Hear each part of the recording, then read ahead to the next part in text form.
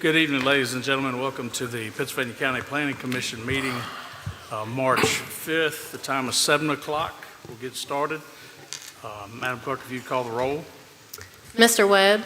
Here. Mr. Brown? Here. Mr. Waters? Here. Ms. Meese? Here. Mr. Dalton? Here. Mr. Oakes? Here. Ms. Henderson? Here. Mr. Harker? Here. Please stand and join me for a moment of silence and followed by the Pledge of Allegiance.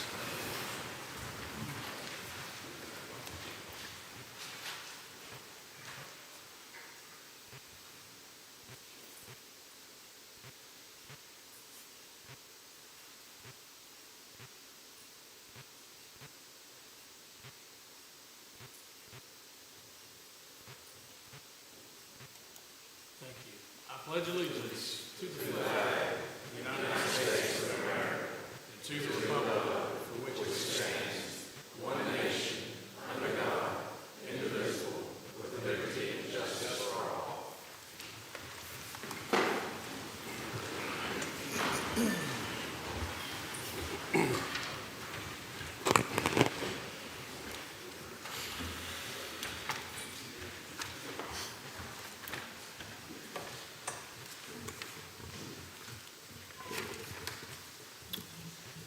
Hearing of the citizens. Is there anyone here tonight to address this board regarding an issue that is not on our agenda for tonight? All right. Approval of the agenda. The floor is open for a motion on the agenda. Mr. Chairman, I make a motion to approve the agenda. Motion by Mrs. Meese. Is there a second? I'll second. Second by Mr. Oakes.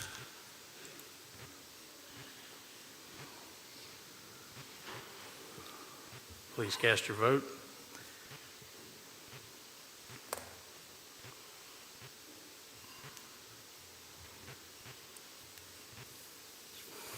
It didn't come up. Yes.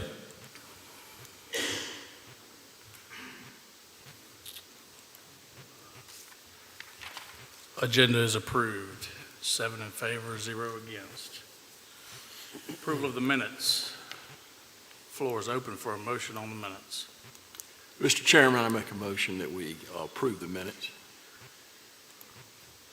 Motion by Mr. Webb. Is there a second? Second. Second by Mr. Brown.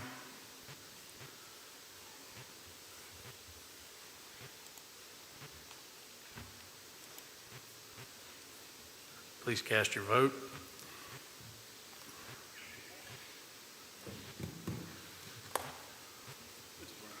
Yes.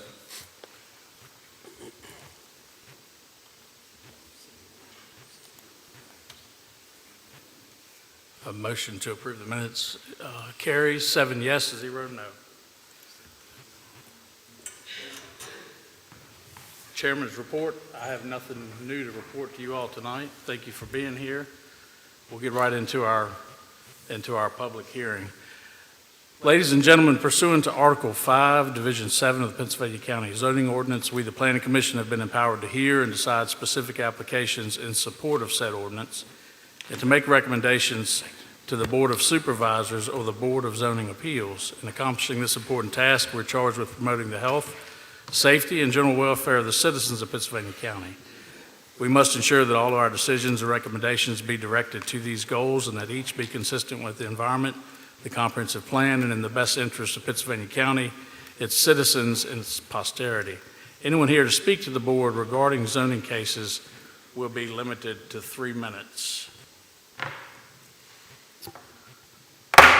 At 7:04, case R-23-017 is open for public hearing. Mrs. Ragsdale. Case R-23-017, Darrell and Gwendolyn Averett have petitioned to rezone 1.80 acres located on State Road 732 Little Creek Road in the Dan River Election District from RC1 Residential Combined Subdivision District to B2 Business District General to allow for a daycare facility on the property. Once the property is rezoned to B2, all uses listed under Section 35-365 are permitted.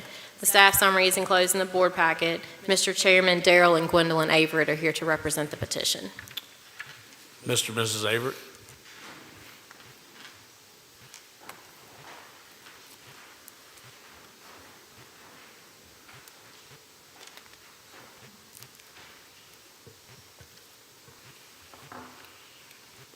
Good evening. How are y'all? Good evening, everyone. I'm Gwendolyn Averett, and this is my husband, Darrell Averett, of 913 Little Creek Road, Ringo.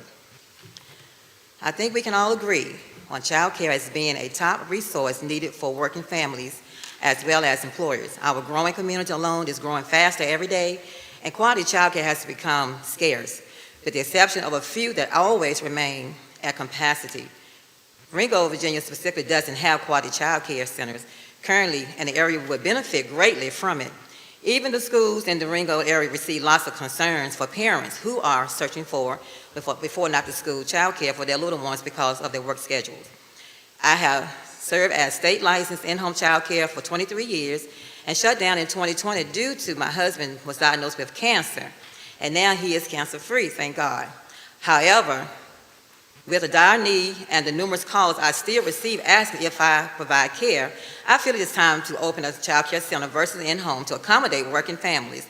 The Ringo community and surrounding areas, as well as the employers in the Ringo area, will benefit from this twofold possibility. Employees will have a child care, and employees will be able to keep employees without the child care concerns. Ringo seems to be a hot spot right now, with people in the Ringo area surrounding area needing quality child care, as Tyson is now in operation, and other businesses in the industrial park in Pennsylvania County needing child care as well. Caring for children has always been a strength of my character. My husband and I have 5 children, 3 which are educators, and 11 grandchildren. There is never a dull moment in the Averett home. I love to see children grow, I love to see children learn, and I love to see children that started out with me become successful adults. It can become a stressful nightmare as parents having to take their children from person to person and home to home, worried about their safety. Knowing that your child is in good quality care will always be top tier, as the proposal for rezoning for a child care center will positively impact the Ringo community as well as other job opportunities. Board meeting on December the 5th, 2023, the PC passed the proposal for rezoning. On the January 16, 2024, the BS postponed zoning due to not agreeing with proffers and needing more information. On February the 5th, there was a meeting held with Mr. Hunt, Mr. Height, Ms. Ragsdale, and my husband and I. The proffers were discussed and changed from 105 to 27, and all parties agreed to move on to the next step, which would have been on February the 20th. On February 13th, we got a call from Ms. Ragsdale stating that we needed a site plan, and we got it done by February the 16th. Then we were informed by Ms. Ragsdale that the board and the community would not have time to review the site plan in time for the BOS zoning on February the 20th, and that we would need to start the process all over again, so we are back. And also I wanted to say that when we was here on the 20th, it was stated by Ms. Tate that I was operating illegal child care business, which was not true. So I guess whoever called state license, they came down and did an inspection on me, came to review me on yesterday, and there was no finding. What they found was that I care for my own grandchildren, which is not illegal. I have 11 grandkids that I do take care of, not all of them. They get on when they go to school, they come after school, I take care of my grandkids. So you will always see kids at my home because I have 11 grandchildren. So when you're doing your research, make sure you research it right, because there is nothing illegal going on at my home. I'm an 11 grandma. I take care of my grandbabies. So that's what they were saying. I don't understand why they even say that, but I'm not illegal at all. And we do have the paper from the state license. They came out and inspect to see what was going on, and she found was grandkids, and I'm good. And says no license. No license required, that I can keep my grandkids if I so desire.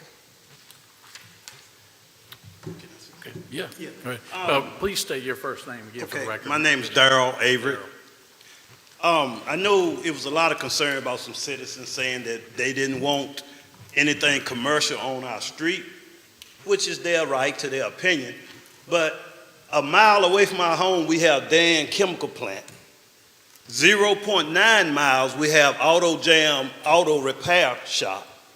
0.2 miles, we have a lawnmower repair shop. Right across from us, we have commercial 4 apartment complexes. And at the end of the road, on the same road, Miss Shelby Tates has a store that they ran commercial for years. Anyway, we know that Pennsylvania County promotes small businesses, and we look forward to working with Pennsylvania County and the surrounding area in the future. Thank you all so much. Thank you, Mr. and Mrs. Averitt. We have several folks signed up to speak regarding this case. I'm going to call your name, and if you would, just remember you have 3 minutes to give us your input. I'll call Mike Barker first. Mr. Barker.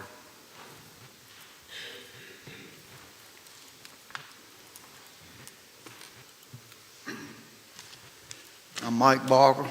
I live on Little Creek Road, Dan River District. I am here opposing the rezoning from residential to B2 business. I oppose it with the vast majority of the residents on Little Creek Road. Some are here tonight to support it. Mr. Brown has a petition showing our opposition. Over 80% of the residents on the petition. I talked to these people, every one of them. All they want is for our community to stay the same. They don't want nothing extra, nothing special. They like the quiet, happy neighborhood that we have. They chose their homes because they like what they saw. They come into the community looking for a home, they bought it. They made one of the biggest decisions, investing and buying these homes.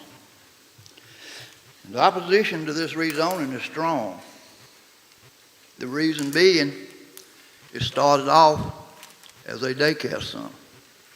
And now we over to 25 plus things that it could be. Could be put in our neighborhood. We don't know what they are. And this very planning commission in December gave the Averitts exactly what they asked. Permission to build a daycare center. But they didn't take it. They turned in to 25 plus things. Signing a proffer for a daycare would give them what they asked. It would protect the rest of the citizens on Little Creek Road. And this board would be doing your job, still promoting small businesses in the county, which I know is a big thing. You know, going into business is a gamble for anybody. Always has been. I think a bigger gamble today than ever. We don't want to see a zoning made that would put every resident on Little Creek Road gambling with the property that they have. That's something that could change their way of everyday life. We don't want it. You know, they don't deserve that. And Mr. Averitt is right.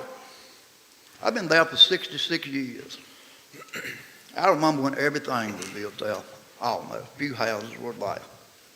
And it's true. The apartment complex was there before 1991 when zoning took effect. The lawnmower shop was there before 1991 when zoning took effect. Same way with the car repair garage, which I think is empty now, but it was before the time. And the best I can come up with in the zoning department, and they're very good at their job, very knowledgeable, there's never been a rezoning to business on Little Creek Road. And that's the way we like to keep it. I thank you for your time. Thank you, Mr. Barker. Shelby Tate.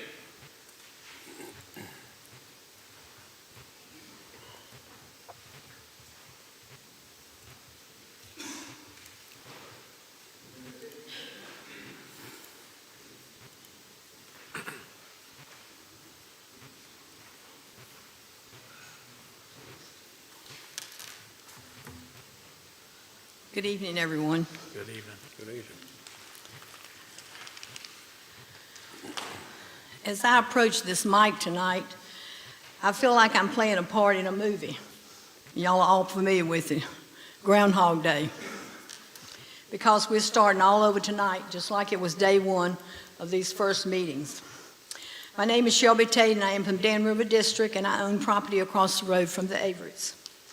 I first spoke to this committee at their meeting on December the 5th.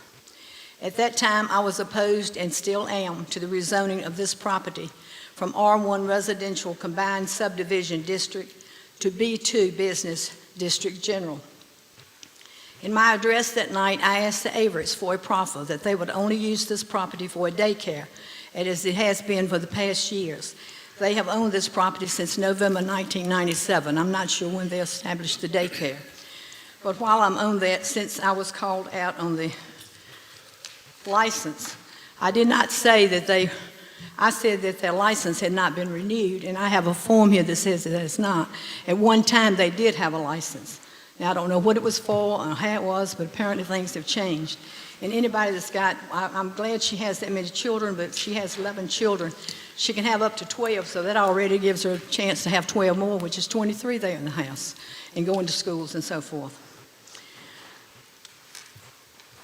Mr. Avery, in one of his statements, quoted that he was planning on building a $700,000 building on this property, but he wanted to leave it open to something else in case the project failed, and that is why he wanted the B2 Business District General.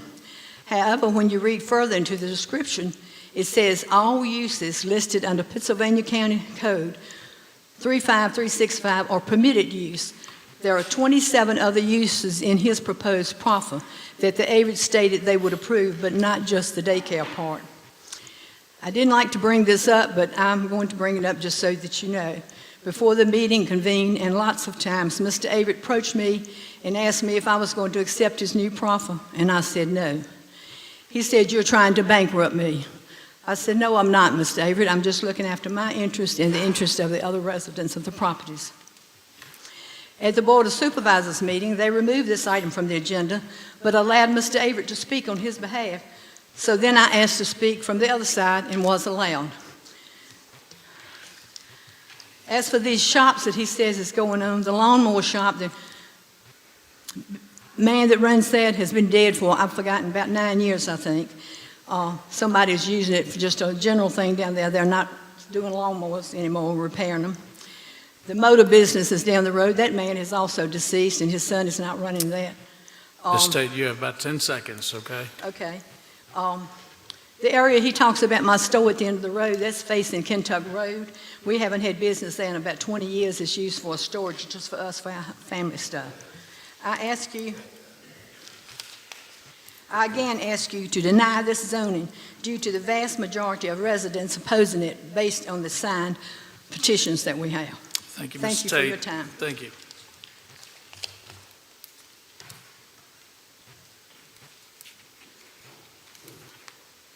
Beverly Barker.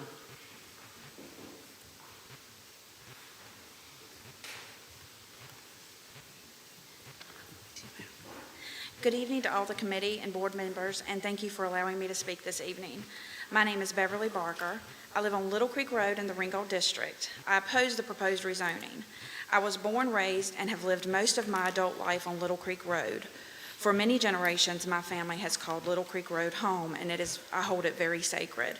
My hope for my children is that they, like me, live and grow up in a residential area, and that the environment they grow up in remains the same. Our neighborhood ranges from anywhere to young families with small children to elderly 80 years and older. After watching some of the past meetings via YouTube, I researched the Pennsylvania County Comprehensive Plan out of curiosity. The introduction of the plan begins with, quote, "The quality of life cannot be measured by statistics. It can only be expressed in terms of the collective experiences enjoyed by its residents," end quote. I feel that granting anyone in our residential area with permission to build more than 20 different proffers completely contradicts that plan. I also feel that it would greatly compromise the integrity of our small community. Thank you for your time. Thank you.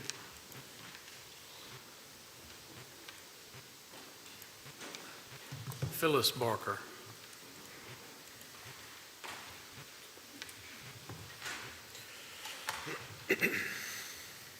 Good evening.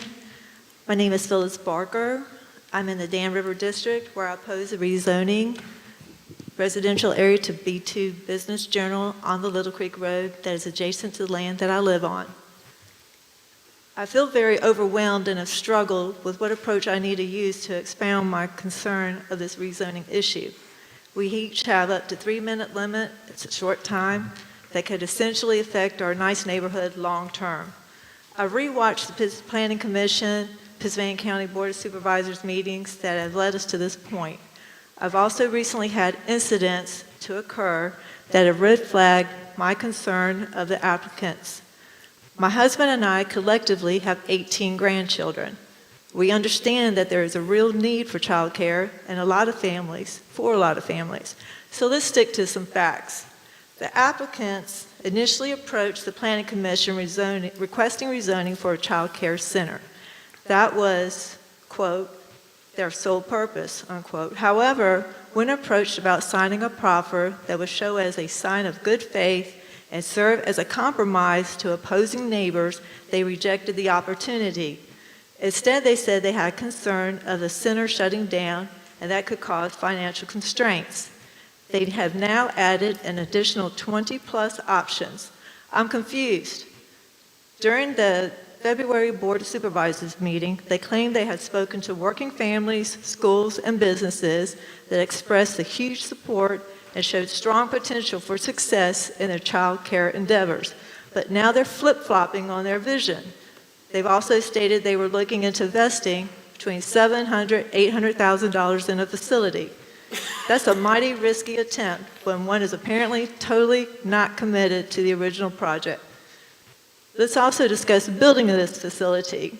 Until recently, the applicants evidently didn't even know where their property lines ran. Even though my husband is third generation on the farm we live on, he hired a surveyor to mark the legal boundaries for no trespassing signs after a non-related dirt bike incident. During this process, some legal matters have evolved that authorities have petitioned the applicants to take corrective action. Because I don't want this to be misconstrued as vindictive, I won't go into any other illegalities. The bottom line, families have stayed here or moved in for a residential area it has become in the neighborhood it is. The uncertainty the applicants have displayed, complacent planning, and concern of underlying intentions red flag the applicants as a high-risk candidate to operate any form of B2 business. It only reaffirms the fact that our neighborhood on Little Creek Road should 10 stay seconds, Mrs. residential. Thank you. Thank you.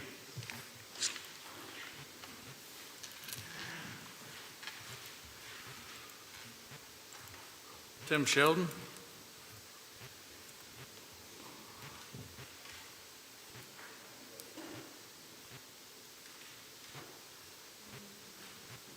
Tim, are you out there? I'm not here to speak on this yet. Okay. You want to be on another one? Yes, sir. Okay.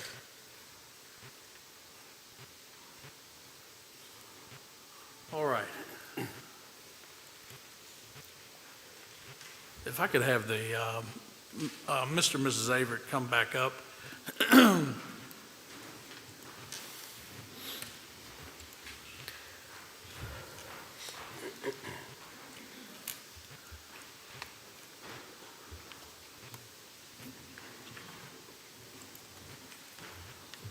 Thank you. Any of my fellow commissioners have any questions for Mr. and Mrs. Averitt? Yeah, I've got some. Mr. Everett, how y'all doing? Congratulations on beating cancer. I've got several different issues. Of course, I've been getting a ton of feedback from the neighbors. I haven't spoke with you guys any. I hadn't heard from you. You know, we got 34 signatures stating to, you know, for us to deny this application. But I'm also understanding the need for childcare in the area and that kind of thing. I've got your letter that you sent in from Lakeisha Ward, the Director of Community Impact, and what she had to say about the need with the schools that's in the relative area of your application. You know, a few issues I see that we've talked about through those of you that spoke is, you know, One thing I noticed when I rode past your property, and I don't know if y'all have checked on it or not, but I'm assuming it's AEP, they've got a major light line that runs over the back of your property. The light line that goes across the back side of you all's property through your backyard. It's almost right beyond your dog kennels. You understand what I'm talking about?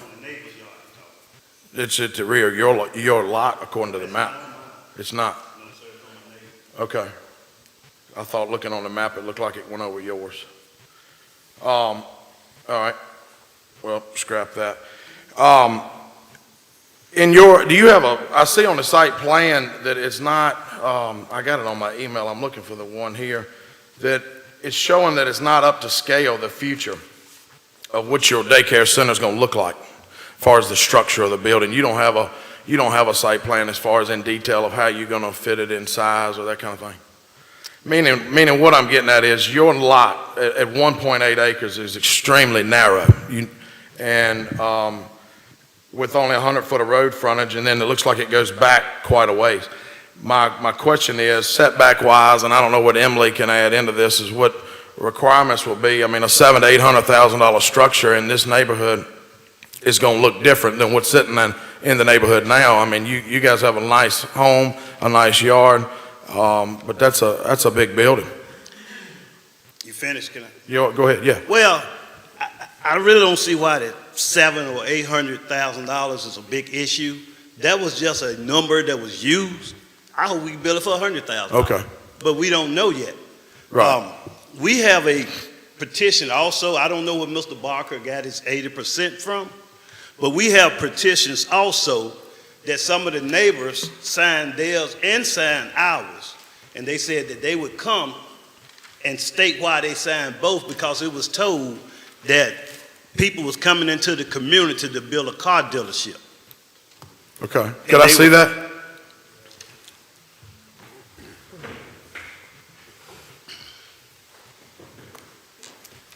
Mr. Brown, I would like to point out there is a site plan in your packet that does show the building and them meeting the required 20-foot setback on each side. It should be one of the attachments in there. Okay. If you found it, if you didn't find it, I can pass this I got it around. now. Okay. Mine is so blurry, but I see the lines coming off the side of it now, so that's a setback line. Yes, and I Okay. can pass this around if you need a hard copy. Go ahead, Mr. Everett. I didn't mean to interrupt you. I was just wanting to glance over this too. No, I was just stating, some of the, I know 80% is not correct. And some of the neighbors, all of our neighbors around us is for a daycare center. Some wanted to come with us, but it got postponed, so they couldn't come tonight. And they said to make them aware of the next meeting and they would be here. A lot of stuff is being said tonight. It's not about, it's about the children. The children is our future. Huh? You can. And the reason why we left some of the proffers on here was because, like I said, we built a child care center, and we know that it's very needful right now at this time. So if anything, in the event, anything can happen. We don't know what the future holds, but we want to be able to, if we have to close the daycare center down for anything, we can be able to use it for other things, as far as helping children, whether it's an entrepreneurship for kids. Like I said, we got 27 proffers on here that it can be used for, so don't limit us to just, that's why we didn't sign it the first time. Don't limit us to just one thing, but it could be used for something else. Yeah, in the first letter, the reason why we didn't sign that was because it was saying that we couldn't do nothing but child care. We don't want to limit ourselves to just. We didn't want to limit ourselves because we talked to Mr. Hunt, and he said to try to get together and everybody, shorten the list and compromise. And we had a meeting. We went from 105 to 26. And they agreed, and then we came to an agreement. Has the Board of Supervisors seen the profit? Was that part of what they were asking for? See, I missed that meeting in December, and am I understanding? Originally, Planning Commission asked that they make proffers eliminating all other commercial uses, and any Planning Commission members can correct me if I'm incorrect, because I was not at that meeting either. That's right. But then they came, after they went to the Board of Supervisors and it was tabled, they did meet with staff and they dwindled the list down quite a bit.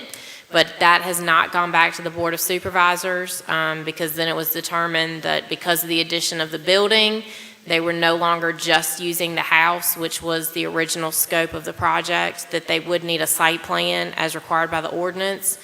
So that was pulled from the Board of Supervisors agenda before the list of proffers that they offered could go back. Okay, And also, Go ahead. can I say one more thing? yes. And it was stated that I was operating illegal child care business. State is not gonna come to your home. State will not come unless somebody calls.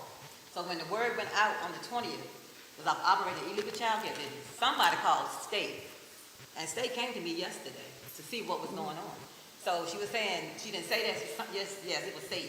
That's the only reason why state gonna come to you, if somebody calls state office and say that. They're not gonna come to you.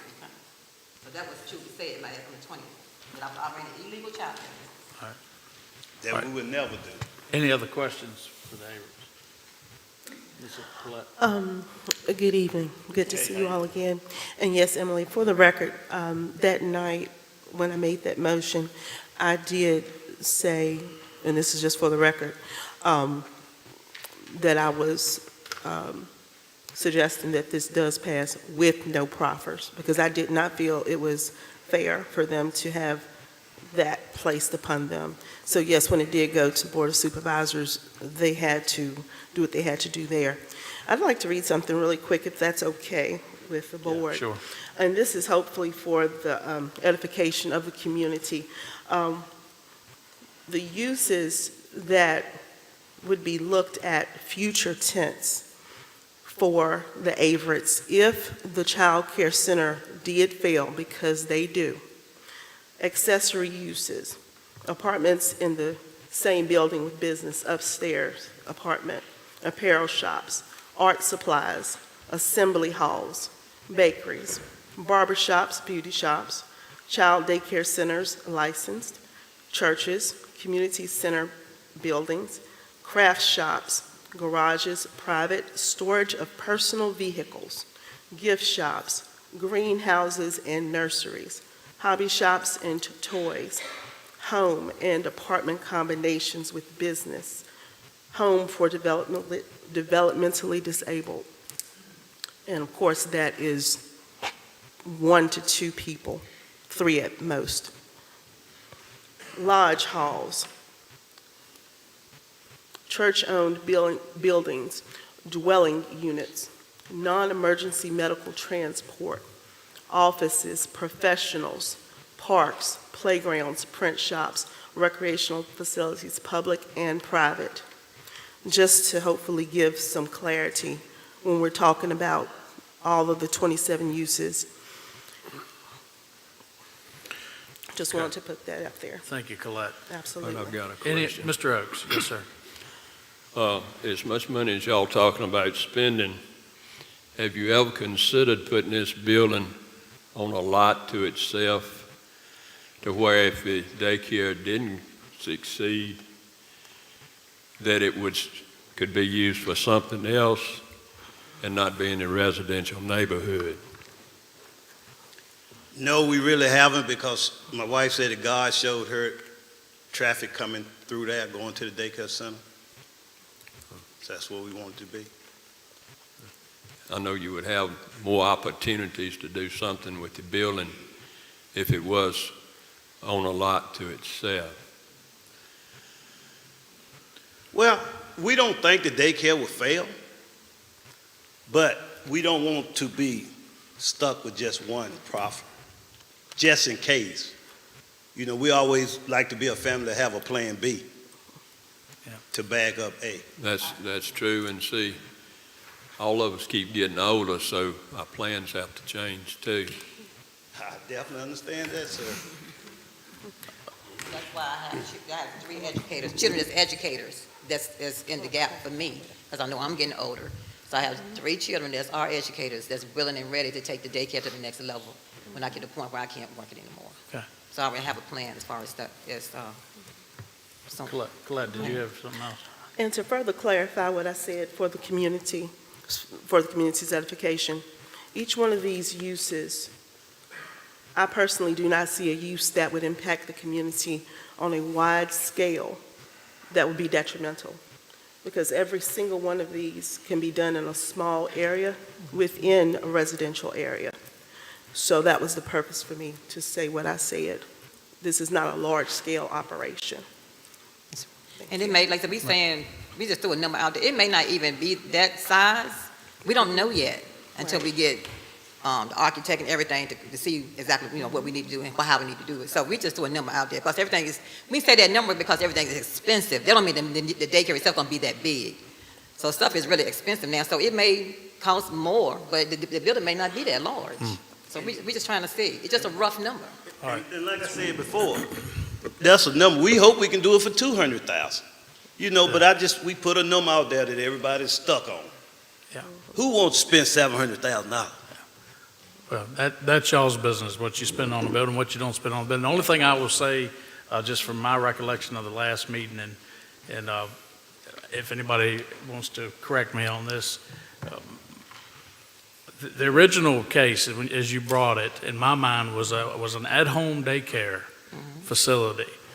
I was in agreement with Mrs. Henderson, and why we, I think, unanimously approved it, is that we didn't want to tie your hands that your house could only be used for a daycare center and moving forward. The building, that's kind of a new wrinkle for me. It's a little more of a large-scale daycare center than what I was envisioning when we approved your case last time. It doesn't change anything one way or the other. I'm not saying that. I'm just saying having a fresh look at it, that's the reason why we have questions and some feedback for you. But we're still going to do the original home as a daycare center. The building is just a future site. Right. Once we get the home turned into a daycare center, That's right. then we'll see as the need grows for childcare. That's why we're talking about putting a building on the site to accommodate all the children. That's all the calls and everybody that's calling. The school is calling us. State license is calling me. Early child success. Everybody's calling me to open up this business back up because I had a very profitable, loving child care center when I did the in-home, and they want me to continue what I'm doing on a larger scale. And this is why I wanted to say, I said about, we were talking about the in-home, the home first. But we were talking about we get it zoned, then once we get the in-home running and up and running profitable, then we can do that second site. This is where that came in at. I got you. All right. Ms. Meese? Ms. Averett, I think you're quite qualified to teach from your certificate that you told us that earlier. Did you have any opposition when you had it before and you want to get it started up again? Were the neighbors happy with that at that time? Yes, ma'am. Yes. But how many did you have? By the time when you in-home state license, you only can do 12 children. Okay. And I've had a waiting list that whole entire time because I couldn't take any more kids. And how many are you thinking about now? Well, once I get the home up and running, I can keep in the home at least 40. Okay. So you understand 12 is a big difference Yes, to ma'am. 40, Yes, ma'am. which would be more traffic in that area. Yes.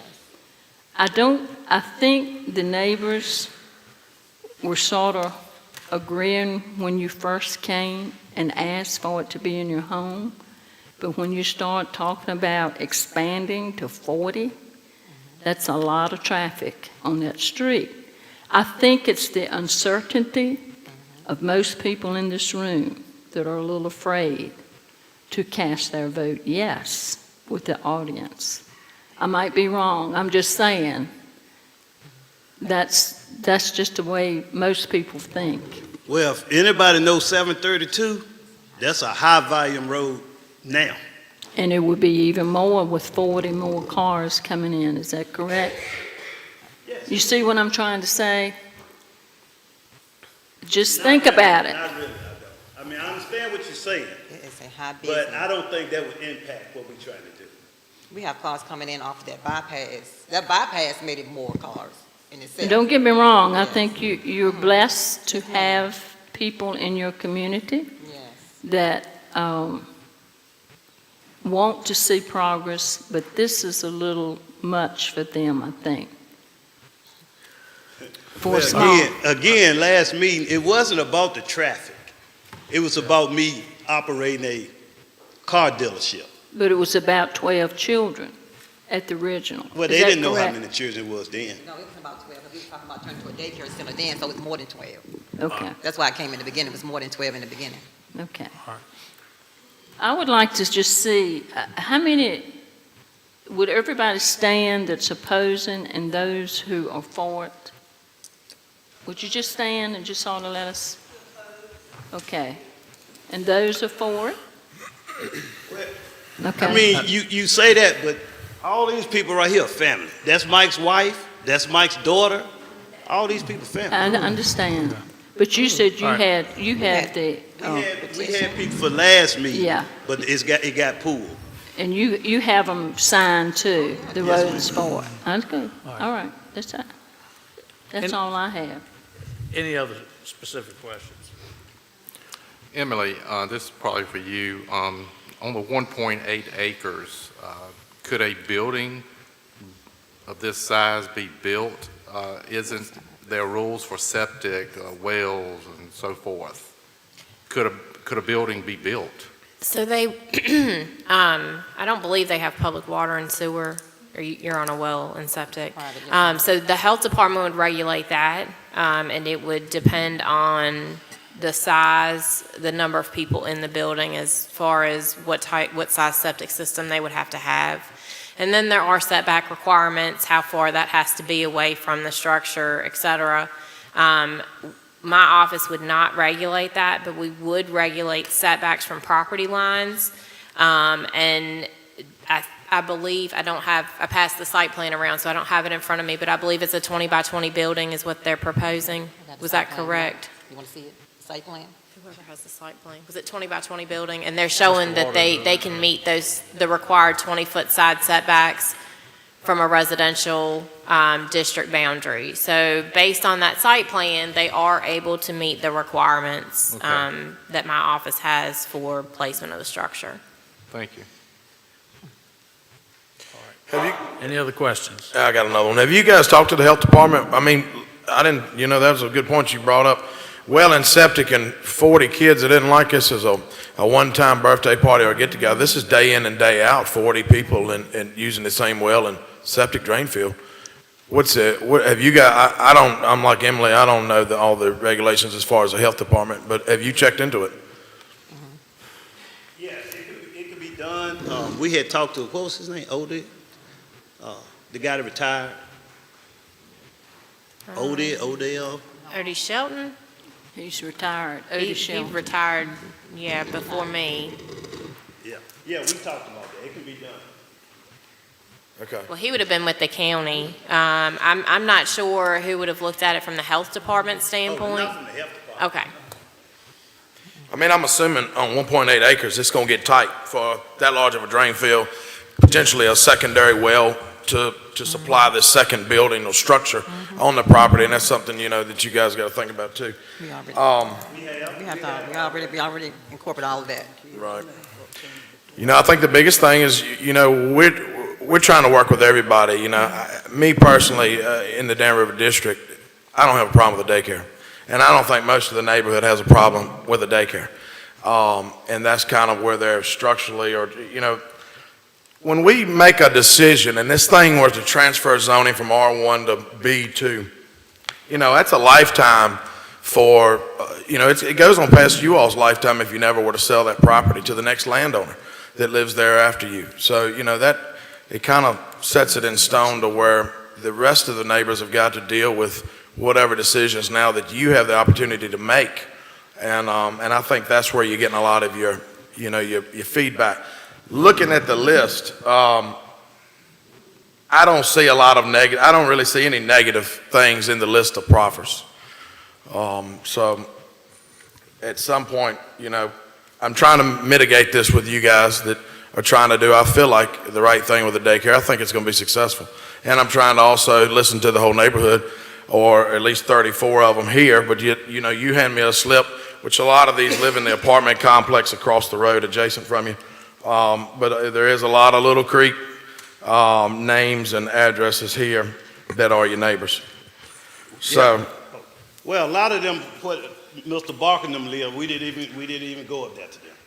You know, after we found out what was going on, we stopped, we stopped that.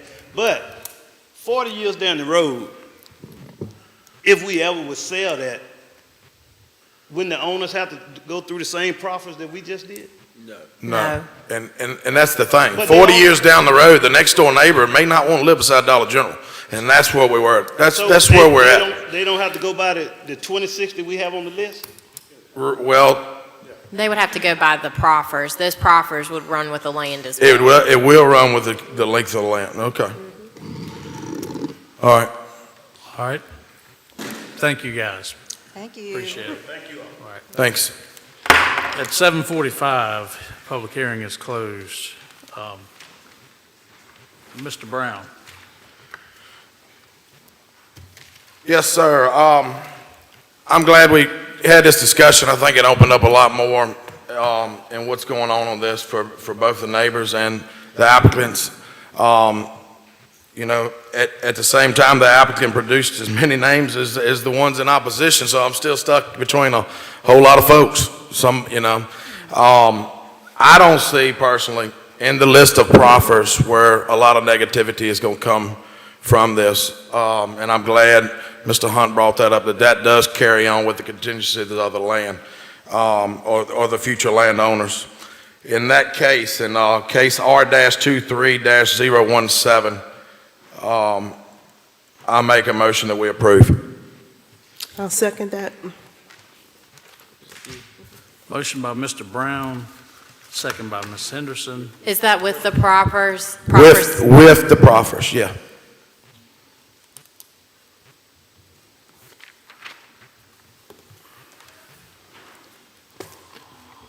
Yes. All right, please cast your votes.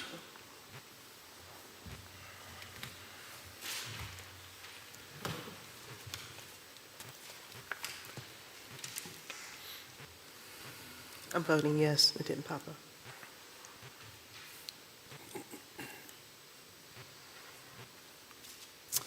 Motion carries 6 in favor, 1 against.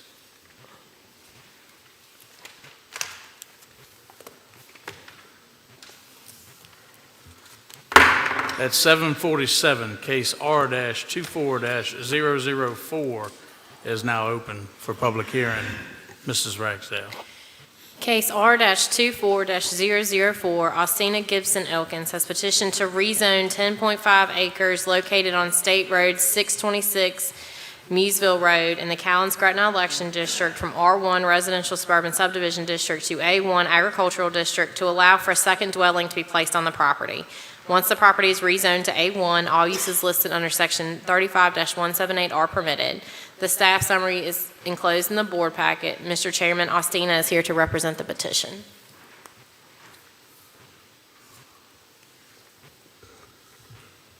Austina, are you here? Yep. Did you have anything you wanted to add to what we already have, or you? Okay. Any questions for the applicant while we have her? Mr. Chairman, that's in my district. I have not received any opposition. All right. Thank you. Thank you.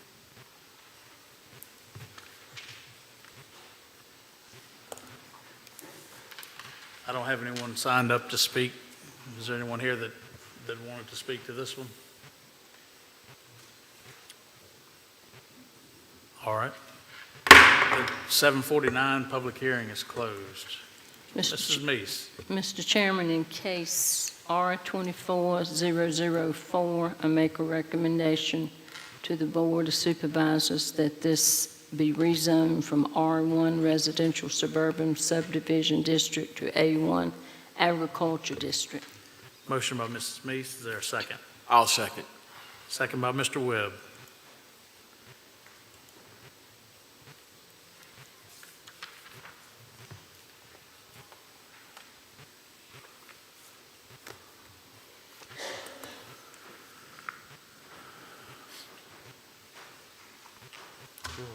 Are we ready to vote?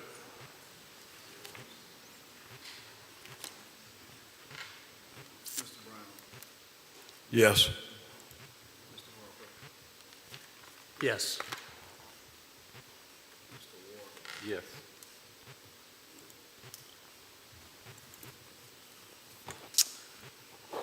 Motion is approved, 7 in favor, 0 against.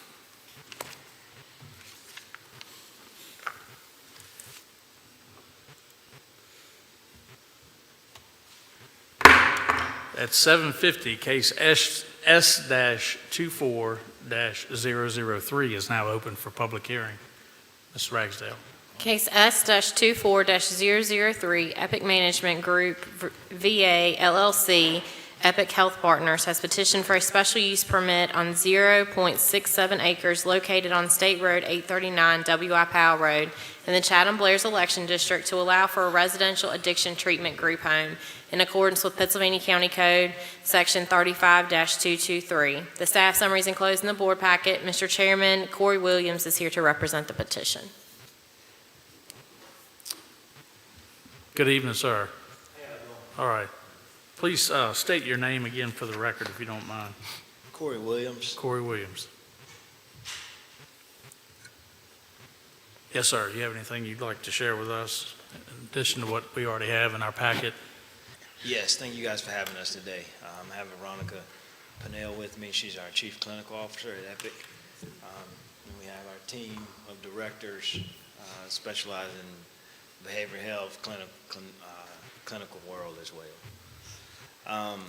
We originally, in pre-COVID, we purchased a home on W.I. Powell Road due to it was zoned for group home, IDD world, but due to COVID, we postponed that project.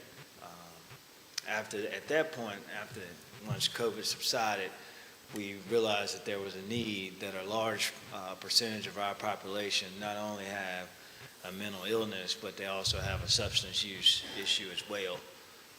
So we're asking everybody here today to rezone the home for us to treat mental health as well as substance abuse. All right. Any questions for? If I can just yeah. give the board just a little bit of background on the home. It's an 8-bed facility is the intention for it, and it would house individuals that's adults, either 18 years or older, that would struggle with mental health and substance use, addiction issues. The facility is, right now it has a fence that has been put around the property, and that was done for anonymity of the individuals that we would be serving there. Also, the 2 homes that are adjacent to the house have dogs that have met us at the front door quite often when we're on the property. So we felt it was necessary to enclose the home for safety concerns from the animals, but also the anonymity of the individuals that we would serve there. The services that these individuals would receive would not occur at the home. They would occur at our corporate office, which is located in Danville. We're at 155 Deer Run Road. And that would be where the majority of the treatment services would incur, but they would then return to the home in the evenings, and we would staff the home 24 hours a day, 7 days a week. So your residents would be living in the home? That is correct. It would be 8 individuals at any given time, and we'd have a 2-to-8 ratio, so it would be 2 staff members for every 8 individuals that we'd have. That is what the state has authorized us to be able to use the home. That comes through the Department of Behavioral Health out of Richmond, and so they capped our bed capacity at 8. And you are aware the reason for the special use permit is because you added the drug addiction aspect of the application? We're aware of that. I just would bring to the committee's attention that, any time that we are in the kind of realm of addiction or treatment services period, the individuals come to us with addiction issues. We may just not know about it. They may have come through the door in a different capacity. It may have been through crisis or through the developmental disability world, but that doesn't mean that they don't suffer from addiction issues. It just may not be the primary reason that they come through the door to us. So. Okay, thank you. Mm-hmm. All right, we have some folks signed up that would like to address this board as well. So if I could have you guys take a seat, and we'll have you come back up Thank you. afterward. Thank you. Suzanne Holland.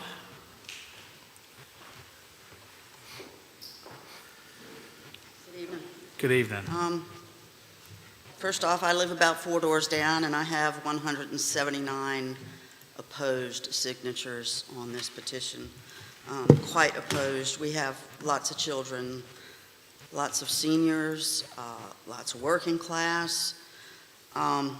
It was brought to our attention when they first bought the home that it was going to be for mentally disabled. We're fine with that. Somebody wanders off, we'll get them home safely. I mean, we're a compassionate community like that. But I received the information about this happening. It was not public notice. I immediately contacted Ms. Hayes in the zoning office, and she went from there. I think another neighbor contacted Ms. Ragsdale. I think it was their intention to just go in under that old application, but they were made to do another one. If anybody would like to see a picture of the fence that they put up, it's no longer a residence, it's a compound. It's an 8-foot panel privacy fence. You can barely see the roof. Mr. Waters, I don't know if you've driven through. I've been there. I know our property values are going to plummet if this happens. It happened before when they put in program homes on our road. One thing that's kind of mind-boggling is Ms. Pennell, in her ribbon-cutting ceremony, stated, however, substance abuse treatment can be especially hard to combat in rural communities. We have 2 cattle farms and a tobacco farm on this road. I mean, it's primarily rural and agricultural. So it just makes no sense. As far as the dogs, they're all friendly. It just makes no sense. Like I said, 179 people. I think you can see the large crowd of Dry Fork people, farmers, owners. We don't want it. We don't want it. We're concerned about our safety. We're concerned about our children. There are 2 homes in that neighborhood that use drugs. One is right next door to this home. I think a lot of us has tried to take care of this. Sheriff's Office, Social Services. I've called zoning a few times. They took care of it. That was years ago. It's just one thing after another, and then they want to move this into our neighborhood. We have people that like to walk through our neighborhood. We have kids that ride 4-wheelers through the farms and through the woods. There's trails. The property owners don't have a problem with it, but now the parents are concerned. How much freedom are their kids going to have? Like I said, this residence has been turned into a compound. If anybody would like to see the picture, I've got it. We have some pictures that show later. Okay, sure. I think that's about it. Like I said, I think you can tell by the support of all the people here that this is not something we want. All right, thank you. Thank you. Alice Wells.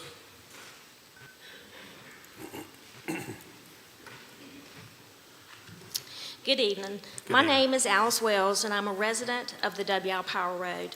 I am not opposed to people getting help, but I am opposed to a drug rehab business being located in our residential neighborhood that is filled with children. There are over 30 kids of all ages living on this road, and children live right next door to this house with this sky-high fence around it.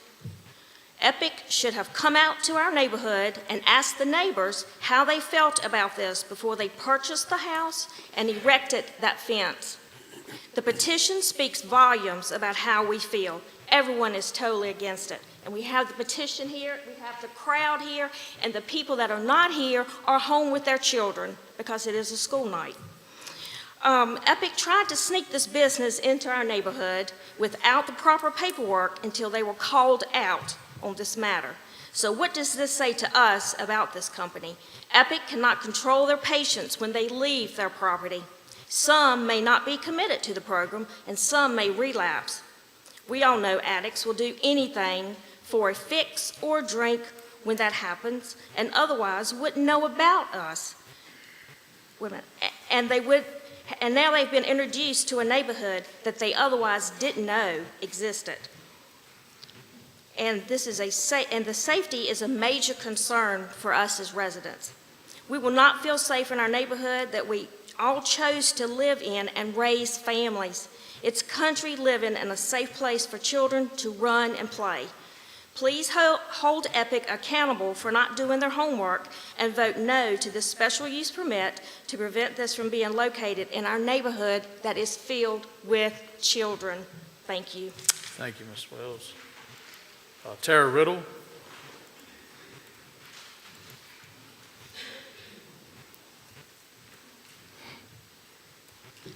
Good evening. As a lifelong resident of W.I. Powell Road, my name is Tara Riddle, and I am a resident in the Blair's Chatham voting district. I grew up hearing the stories and playing in the abandoned gold mines across the road. These fields now hold new homes and cattle, and I've seen many changes in my almost 50 years. In 2001, my childhood home is where we chose to build our forever home and raise our children. When the Telemine Corporation constructed low-income homes, the community and the residents welcomed them. When Mike Flanagan wanted to work on cars in his home and sought a permit to do so, the residents are fine with it. But these changes were made and completed in the right way, following the right processes. W.I. Powell residents were made aware of the concealed intentions of Epic Management Group to establish a residential addiction treatment facility by a concerned citizen. And it was at this point that a fellow neighbor contacted Pittsylvania County Community Development staff to inquire. As you will see at the bottom of your packet on page 36 and continued on to page 37, had it not been for the concerned citizens, the deception would have continued. It is our belief that Epic hoped to use the 2021 certificate of occupancy for a handicap home to fraudulently insert a residential treatment facility into 464 W.I. Powell. When homeowners and neighbors were made aware of this application, there are generally two concerns. I think you would have the same. The initial concern is for our personal and household safety. Residents' anxiety and safety concerns will be met with the burden of security system installation and monitoring fees. Epic will try to convince you, and the homeowners that a residential addiction treatment home is safe for our neighborhood. However, the installation of a solid wall fortress compound around this residence indicates otherwise. Secondly, the realization that home values absolutely will adversely be affected. According to the Journal of Real Estate, Finance, and Economics, in 2001, which was the most recent data that I could find, residential treatment centers embedded in residential neighborhoods impacted property values anywhere from as little of 8% or as high as 20% within a 2-mile radius. Tonight, you guys are in control of that outcome. But I want you to think of the Browns, who recently purchased the adjacent property in 2023 with hopes of raising their children. They've remodeled and haven't even moved in yet. I want you to think of the Henleys, who are expecting a child. We, as the residents of W.I. Powell, want you to think of the roads that are in your area that are R1 residential. We ask that Time's you consider expired. all of Pittsylvania County residents. Thank you.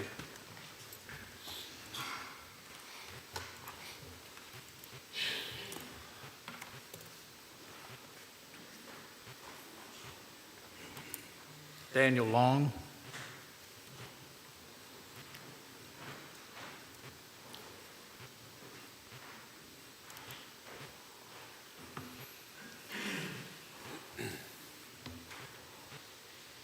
Good afternoon. I've asked to speak before you today not only as a member of this community, but also as a recovered addict myself. I've paid a hefty price for my education on these matters, but when it comes to understanding the community resources needed and the future struggles that the people that pass through these homes will face, I consider myself an expert.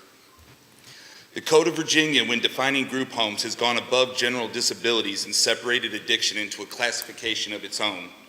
This is to recognize that the disability of addiction has its own set of needs, and that care should be taken before we randomly decide anywhere is as good as the next when it comes to assisting these members of society. Furthermore, the state of Virginia recognizes this by requiring residential recovery homes to be certified by a credentialing entity that specializes in the specific needs of these facilities.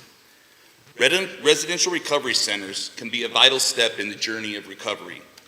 They provide a safe environment where a person can once again begin to function as a productive member of society while having a community around them that understands their disability. However, in order for these facilities to have a chance at success, as the National Association of Residential Recovery Homes has stated, they cannot be operated as an island unto themselves. This is not a place where you can hide the ugly behind a fence while some sort of magic cure takes place on the inside.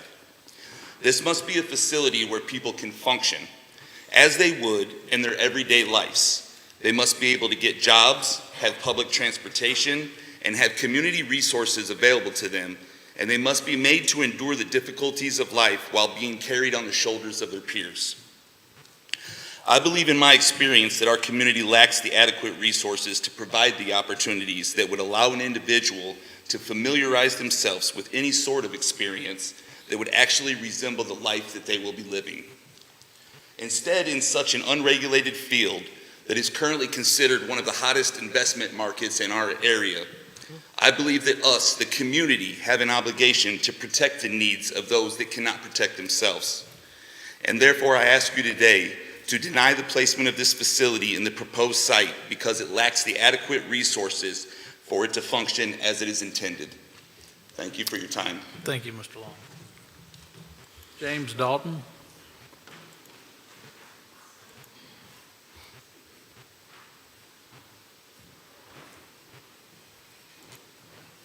Evening. I'm James Dalton. I've lived in Dry Fork all of my life. And I knew the lady that lived in this house. It is a brick rancher, is what the house is. It's a simple brick rancher, sizable rancher. But it was a single lady living in this house. And I do not feel safe at all with the consideration for this venture. I mean, I grew up riding my four-wheelers. I've, petting the cows in the fences, and that's exactly what it is across from this place. It's a cow pasture. And then I want to point out there's 2 school campus locations, 1.2 miles away from this proposed venture. That's very important. 2 schools, think about that. The other thing that crosses my mind is that this house was up for rent. It was on the market. I'm a neighbor, and people said, "Jimmy, do you know any houses for rent?" I said, "Yes, there's one next door, a few doors down." This was on the rental market for a while, but for whatever reason, I was told that it was $2,500 a month for the house to rent.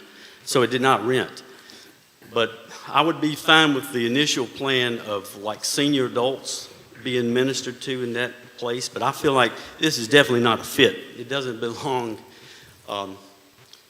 in our little safe community. There are children there and lots of hardworking people, and all of the property taxes that we just received notice that our taxes was going to go way up here. Now they would go down, and that's less revenue for the county. I hope the county does not have anything to receive from this as to, any kind of grant. I hope it's not about money, but it's just not a fit for my neighborhood. So thank you for listening. All right, thank you, sir. J.R. Atkins. You good? Tim, was this yours? Yes, sir. Come on down, bud.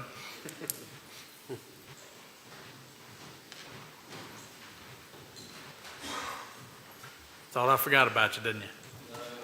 No, I apologize for signing the wrong sheet. That's all right. I was busy talking, I think, to Ms. Ragsdale.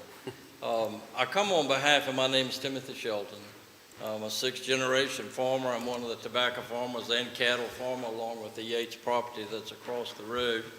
And Mr. Ackerson owns a lot of property there that we rent.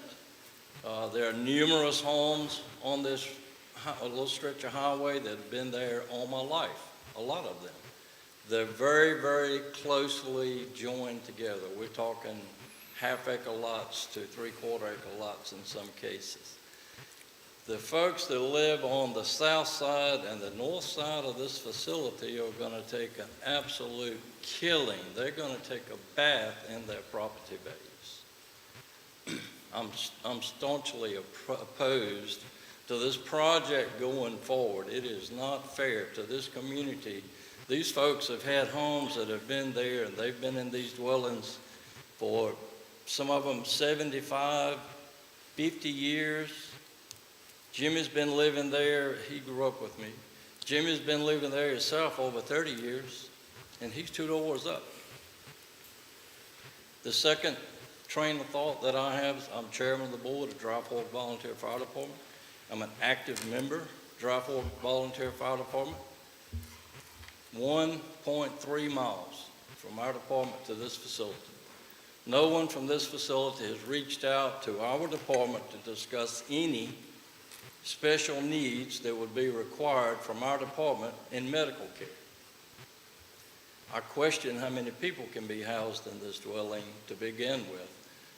Well, we offer EMS services.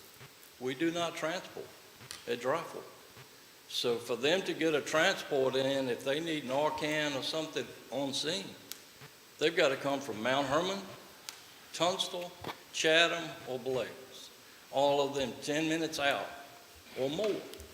So that means my EMS guys, and I'm stretched to the very, very thin as far as being able to put EMS people, boots on the ground for medical needs.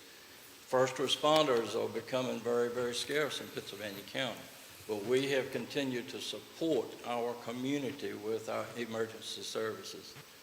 They're going to be on scene 10 or 12 minutes before they can get a Pittsylvania County bus there to transport to the hospital. So I'm adamantly opposed to this facility being put in this community of Dry Fork. I think it's a wonderful idea, but it needs to be placed closer to amenities that are more suitable to them. Thank you. All right. Thank you, Mr. Sheldon. All right, I can't read the first name, but Brown? Eric? All right, Eric.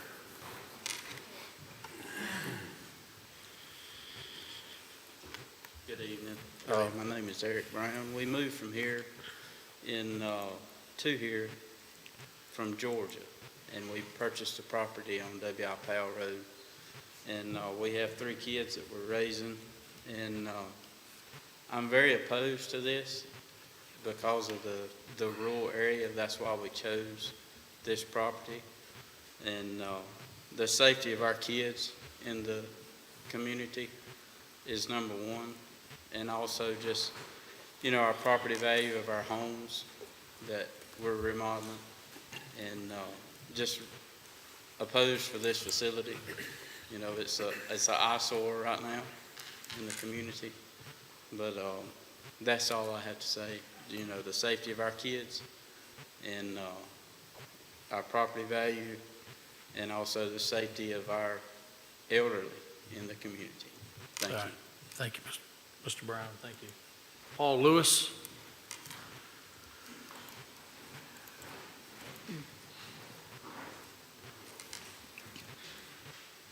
I'm Paul Lewis. I live across the street from this property, and I tend to farm there with the cattle.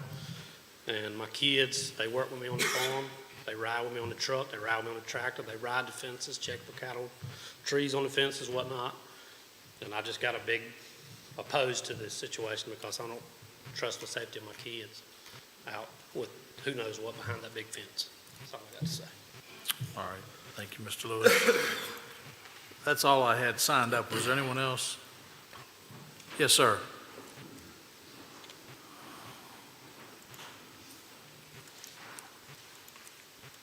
When you get down here to the mic, if you would, state your name for the record.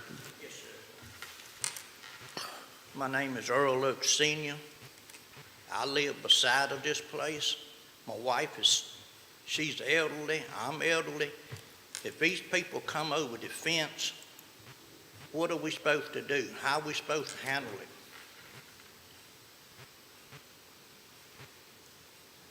I mean, I don't know what to do if they climb over the fence. They put the fence up backwards. You got 3 boards, you can step on them 2 boards and come right over the fence. So, if they come over the fence in my yard, what am I supposed to do? What's my wife supposed to do? She's there in the daytime by herself. If they put it there, she won't even go outside in the daytime. I don't feel safe out. I can't sell my house. Who's going to buy it beside a drug rehab? Yeah, I'm mad. I've been living there 25 years, and that's always been safe. Go out in the middle of the night and get in my truck and go to work or whatever. How am I going to do that now?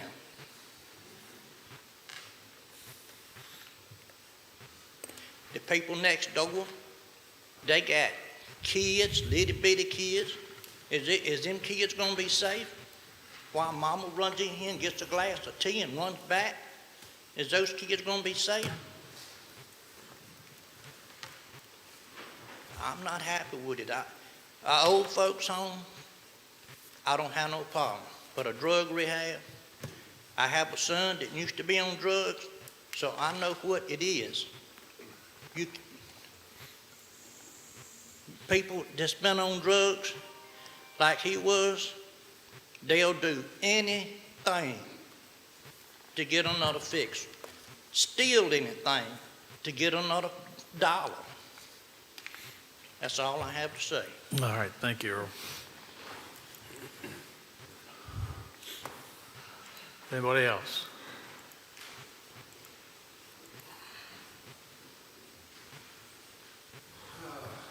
Please. To be heard. My name is Robert Mitchell. I have property on W.I. Powell Road. The reason that I decided to come forward, I believe it's Mr. Williams, had said that the residents that are going to be at this facility, there's an anonymity that's involved. That is one of the reasons that I'm opposed to this facility, because essentially there's going to be strangers and we will not know who they are. Somebody walking down the road, everybody knows their neighbor. It's a tight, very tight-knit community. And so that's one thing that I had a problem with. And also the fence. The fence is in this community. So anyway, that's why I wanted to be heard, because of and also too, to put a question to you, would you want to raise your kids next door to this facility? And I think the answer is no. Thank you. Thank you, Mr. Mitchell. Anybody else? Please state your name when you get to the microphone. I'm sorry. Thank you for your time. My name is David Tucker. David I live Tucker. I'm 2 houses down from where this property is. When me and my wife built out there 17 years ago on W.I. Powell Road, we moved from Spring Garden. We built the house from scratch. One of the reasons we moved out there was because of the community. We knew a lot of people out there. There was a nice neighborhood. There were no drugs at the time that I knew of, a very few. And we're just concerned. I've got a 17-year-old still at home. I'm concerned for our safety because of this house. I know things that I've been out 17 years, that I know things that I'm not against the drug rehab home in particular, but I am against it there because I think it's a safety issue. And like somebody else said, the fence, they built a fence around it. We weren't told that it was going to be a drug rehab facility. We were told it was be for mental or physical handicapped people. And you excuse me, I'm not used to public speaking, but anyway, that's why I'm opposed to it, and thank you for your time. All right, thank you, sir.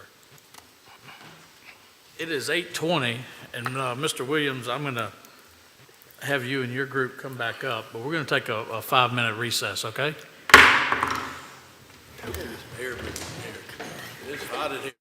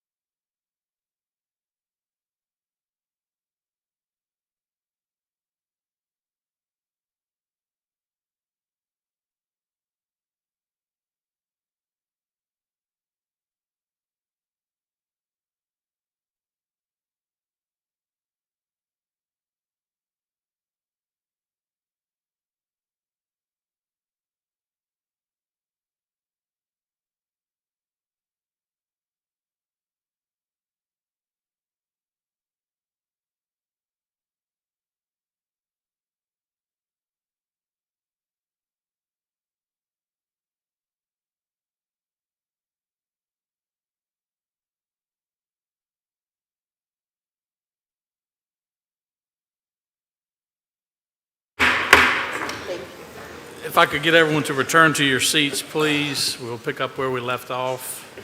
Sorry for the delay. Mr. Williams?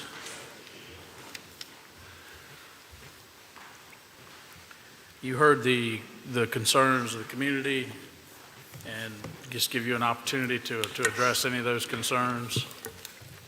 Yes, sir. Mr. Harker. Harker. And everybody here today, I totally empathize with everyone's concerns, and we've taken that into consideration in our planning. I know some had mentioned about whether we was trying to sneak this in their neighborhood or not. That's definitely wasn't the case here. We originally purchased a home to treat individuals with mental illness because it was already zoned that way. So we didn't think it would be much implications in regards to that. Upon pre-COVID and after COVID, we realized that a lot of our individuals that would automatically qualify for the home have substance issues. So we wanted to be able to treat them for their substance issues as well as their mental illness, which the home was zoned for.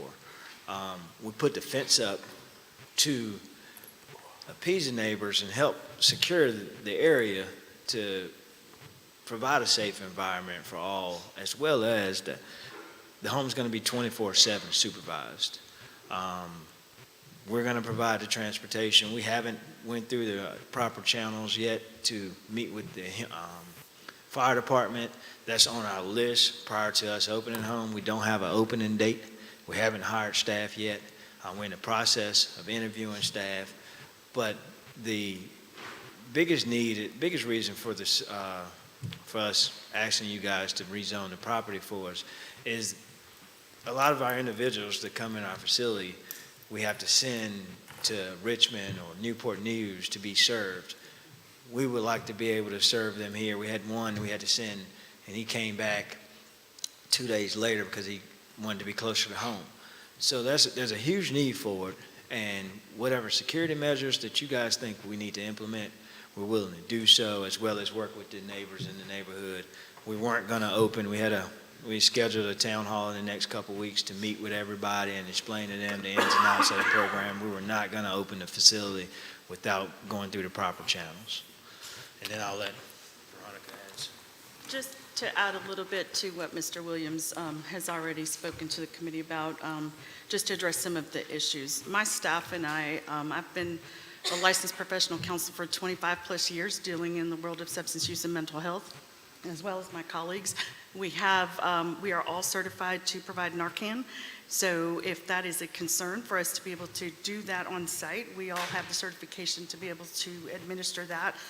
As I stated earlier, that the majority of the services that we would be providing would occur off-site, which is at our corporate office in Danville. So we would provide that transportation to and from the facility. The facility would be staffed with our staff 24/7. And we have access to psychiatry services. We have access to connections in the community for case management. So it's not just the substance use piece that we are treating. We are also treating their mental health, their medical. We are making sure that they get connections to other services and looking for permanent kind of housing options for them once their treatment duration has been complete. I do want to just bring something to the attention of the committee and the community. Several years ago, Pittsylvania County was the first county in the state of Virginia that jumped on the pharmaceutical issue when it came to the opioid crisis. And I don't see this as any different than what we're doing. This is taking it a step further to bring it home so that our individuals do not have to go so far away. I get calls from social services, I get calls from the schools, I get calls from doctors' offices asking, is there any residential services that are local that we can provide to our individuals? And my answer is always no. I think that is really unfair to our people because they're here in our communities whether we want to admit it or not. They are here and they deserve a chance to get better just like anyone else does. And I'm not oblivious to the fact that there are fears, but I think we can't lead by fear. There's going to be, whether we have the facility there or not, individuals are still in our communities and they still need help. And as far as the comment about the access to services, what that was in reference to, it is. I did make the statement about rural communities not having access. which is the reason why we're bringing these services. It's not just that, and that was specific to a partial hospitalization program that is kind of, well, it's local to our corporate office. It is not part of the community. That was not a ribbon cutting. We did not do that for that. It was a ribbon cutting for that service at that location. So I think part of what we're hearing is fear, and that's kind of being spewed out to the community, and it's fueling some of the concerns. Although they're legitimate, we do not want to dismiss anybody's fears about how they do. But I would rather people ask questions and talk to us about these things instead of being able to just kind of talk about it, because if you don't understand, then you will run with it, and that's not fair to anyone, especially the individuals that need help. Okay. Any fellow committee members have any questions? Mr. Chairman, I'd just like to say I commend y'all for your endeavors in trying to help these people. We all know it's a challenge. It's a local problem, it's a national problem. Whatever the solution can be, we certainly need it. I'm not sure this is, the neighbors feel this way, but thank y'all for continuing to work on this. It is an issue for our county and our communities. Any other questions? One question. Yes. Hello, and thank you all for being here. I do have a question for clarity. You mentioned opiates. Is that the substance abuse that you all would primarily be treating, or what you primarily run into, as opposed to, say, street drugs, crack cocaine, and different substances like that? Unfortunately, no, that's not the only drug of choice that our individuals come into our doors with. Oftentimes, they come in with polysubstance use, using multiple substances at any given time. And so, no, I can't answer that with a yes, that it would just be solely opiates. However, we do have a medication-assisted doctor that we work with that provides Suboxone to address the opioid crisis if it's occurring for an individual. Okay, thank you. And if I can add one other thing. Individuals that come in our facility that agree to any type of substance use services, they're asking for help, and they want guidance and structure so they can wean themselves off of the drugs. So it's not like we're putting drug addicts in a facility where drugs are going to be coming into the facility, is going to increase traffic. No, that's not the intention. These individuals want help, they want structure, those group settings, they want treatment, and they want to get off drugs. So that's an opportunity for us to provide those services in a residential setting where it's a controlled environment where we can monitor it. Do you have other homes in different areas that you do this in? Not at the moment. Is this your first? It would be, yes. I do have one more question. I did hear you mention earlier that the staff to individual ratio was 2 to 8, and this home does house 8 clients.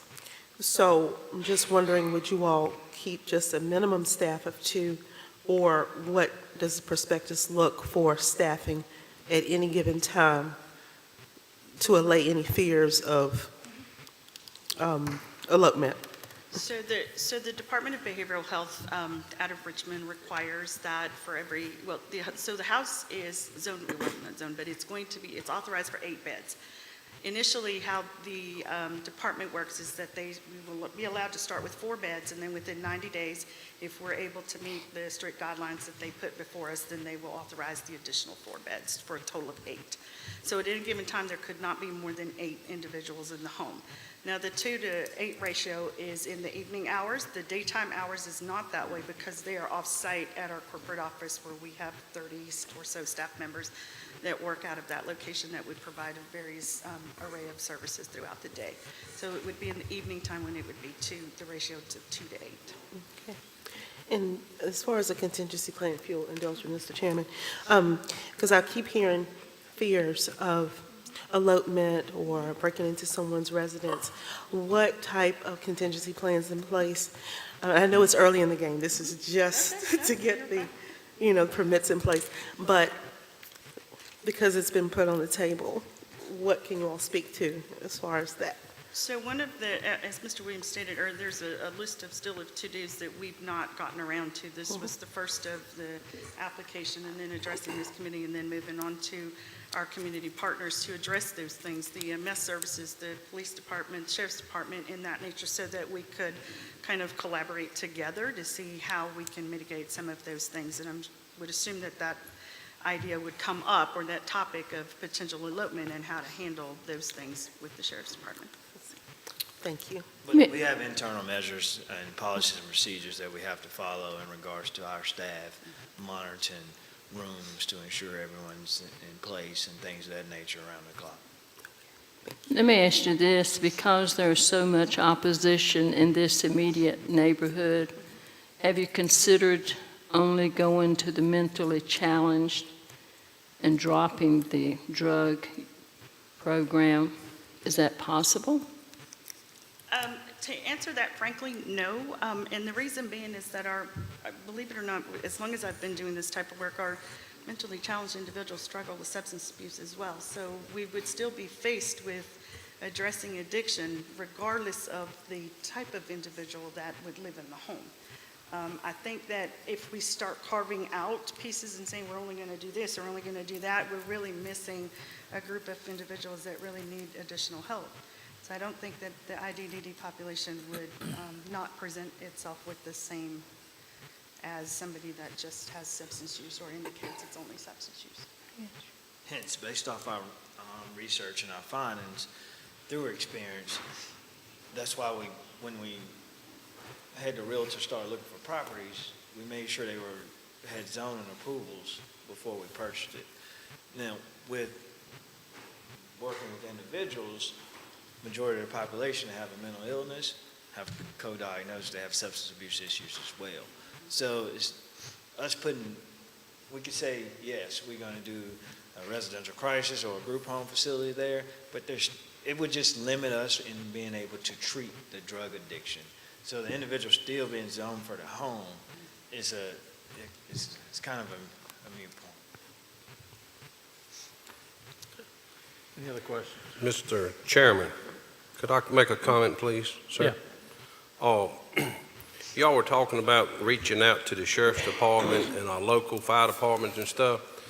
I mean, I would recommend that you get a good plan together, reach out to our local sheriff's department, the fire department in Dry Fork, and not only that, reach out to the community and have a community meeting and get all of their blessings before I move forward anymore with the plan. I mean, it's a lot of unanswered question here that I hear, and it's your first, I think Mr. Waters had asked, was this your first house? So, I mean, I think maybe y'all need to do some more homework and get some more answers to the questions, so this board could probably make a good decision. Understood. That's what I would recommend, but thank you, Mr. Chairman. All right, thank you, sir. And Mr. Any other specific questions? My question would be, if this is the first time for Epic Management Group, you guys are stating, 20 plus years of experience. I'm assuming you worked for a different company before to where you've dealt with these type of houses? I was with the federal government before, and where we dealt with both inpatient and residential treatment services, both psychiatric and residential and outpatient as well. So I've spent many years doing this type of work. And then one of the biggest things I think that residents have brought up in pictures that I've seen, the fence. What was the thought process with that?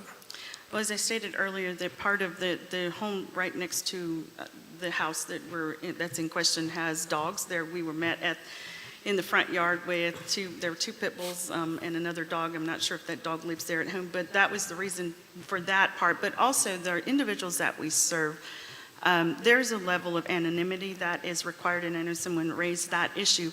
But if I can speak to what that means, with everyone understanding that this home is, for lack of a better word, a rehab facility, which I just can't stand that word, it allows for a stigma to be placed on individuals, and so when you see people there, you know what the home is for, and so therefore you kind of can stigmatize a person as, oh, that's the rehab place, or that's the drug house, or that is, so all of these kind of fear-based words get used, and the reason for that is that's the reason why this group of individuals needs anonymity, is for that reason alone, to allow for them to recuperate and to rehab almost in peace, honestly.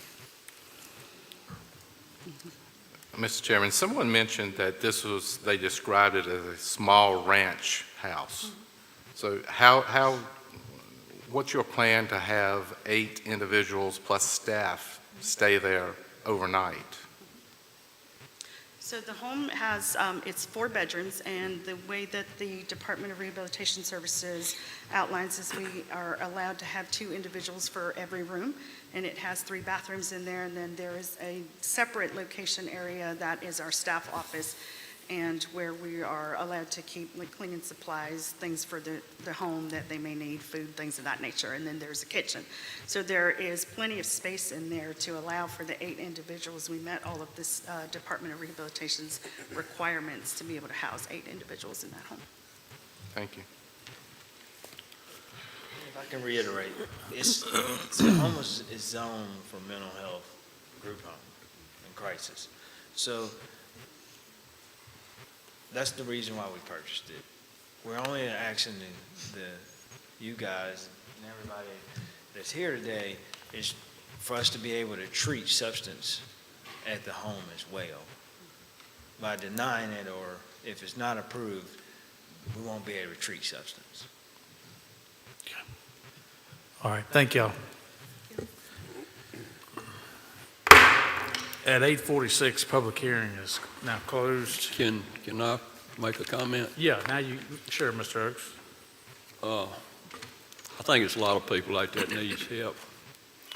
But as far as W.I. Powell Road, it's nothing on W.I. Powell Road that will back this facility up. There's no businesses, there's no medical places. And Mr. Shelton talked about it'd take 10 minutes for ambulance to get to the house. Well, if they can get there in 10 minutes, they're gonna have to be in the road when they get the call. And so not having any other infrastructure or facilities to back this place up, I can't see approving it. All right. Mr. Waters. Yes, Mr. Chairman. First of all, I'd like to thank all the residents for coming out from the area. The representatives of EPIC made a good presentation. And I'd like to say I am definitely an advocate for small, medium, large businesses. This business is needed in Pennsylvania County. It's needed across the country. But I've visited W.I. Powell Road 2 or 3 times, and I took a couple of pictures. Mr. Budd, if you could put those up as to what the fencing and the area looks like now.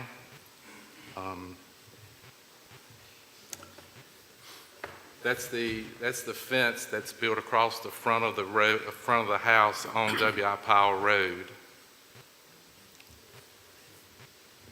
That's to the facing the house. That's to the right, and you can see someone's driveway right there going up beside the fence there. I don't know whose house that is.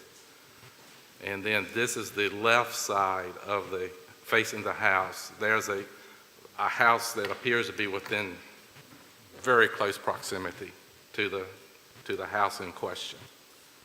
So, and I have to say, when I drove down the road, I was shocked, set back at the appearance of it myself.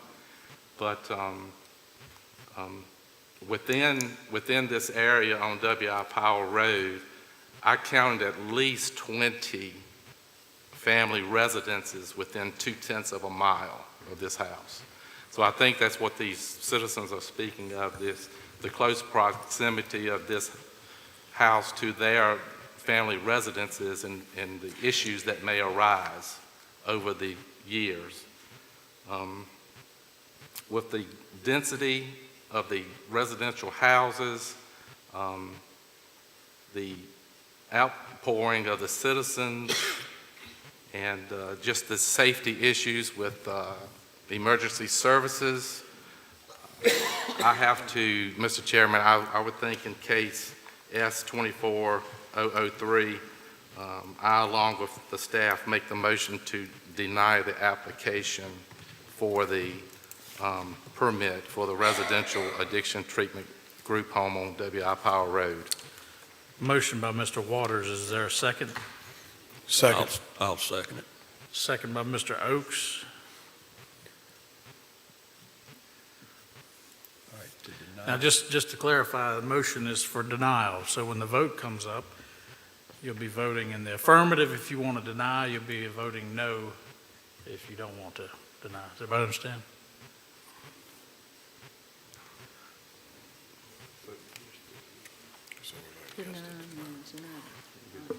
Yes. The motion is to deny. Do you agree to deny? Vote yes to deny. So yes, if that's what you want to vote. That's, yeah.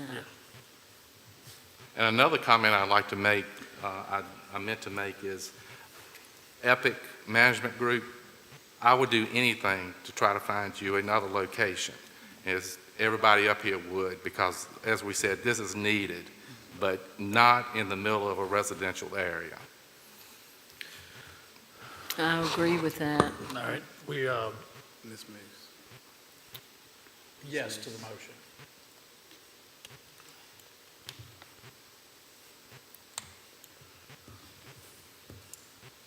The motion to deny passes 7 yes, 0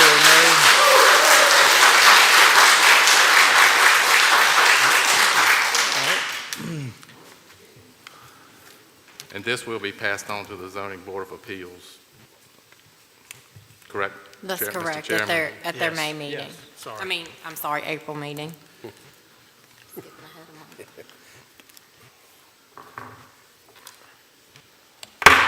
At 8:51, case S-24-004 is now open for public hearing. Case S-24-004, Daniel Comer has petitioned for a special use permit on 1.26 acres located on State Road 985, Staten Drive, in the Dan River Election District to allow for the placement of a single-wide manufactured home in accordance with Pennsylvania County Code, Section 35-223. Staff summary is enclosed in the board packet. Mr. Chairman, Daniel Comer is here to represent the petition.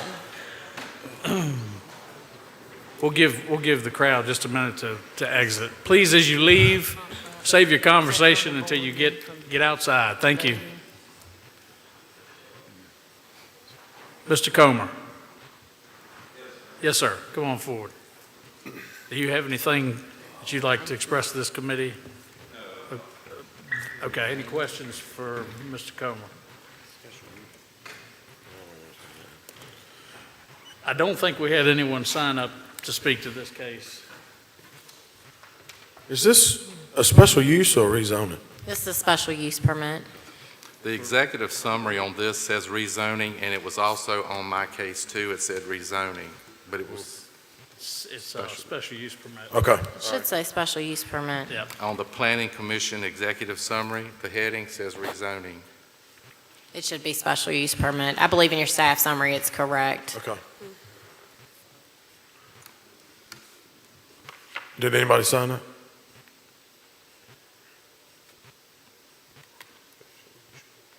I do not believe anyone signed up to speak. No.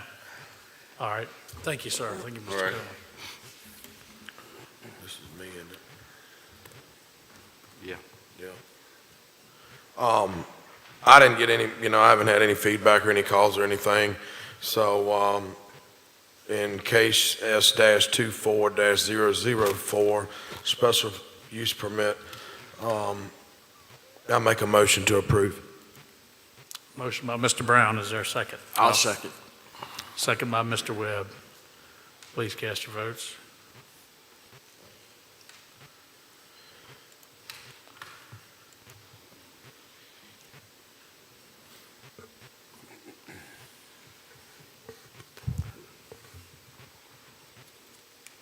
I vote yes.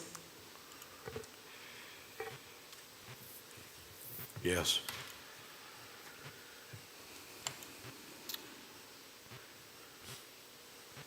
Motion carries, 7 yes to 0 no. Old business. Is there any old business? We do not have any old business. Before we begin the new business, we're going to take another 5-minute recess. All right? I told you I was asking all the questions.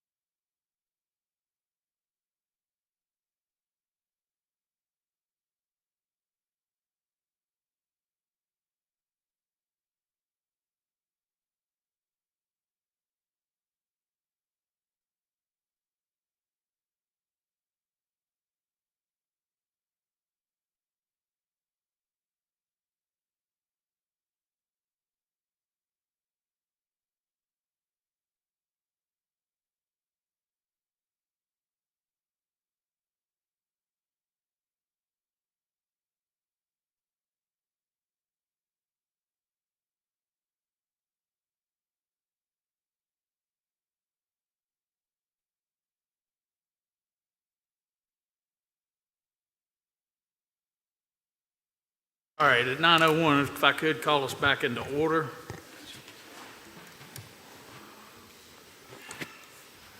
For new business, Mrs. Ragsdale. WSPC LLC has submitted a request to the Planning Commission to determine whether or not a proposed conservation easement on 8 parcels of land totaling 140.32 acres located on or off of State Road 637 Country Club Road and State Road 634 Blue Ridge Drive in the Stanton River Election District is in accordance with the Pennsylvania County Comprehensive Plan as required by Virginia State Code Chapter 10.1-1010. So the documentation is in front of you. The comprehensive plan designates this area as medium to high density residential as the future land use. And all of this is in your packet in front of you.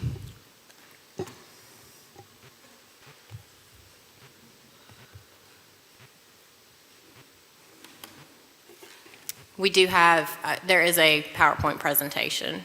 All right.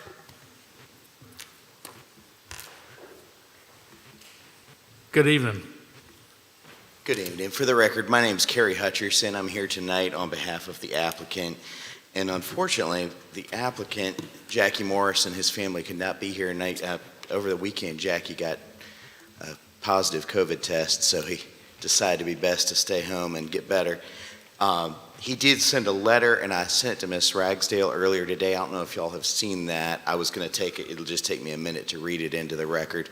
And I do have a short presentation, but before I get into any of that, I wanted to just thank the folks who have come out in support of this matter tonight. They're all sitting right here. If y'all can just raise your hands.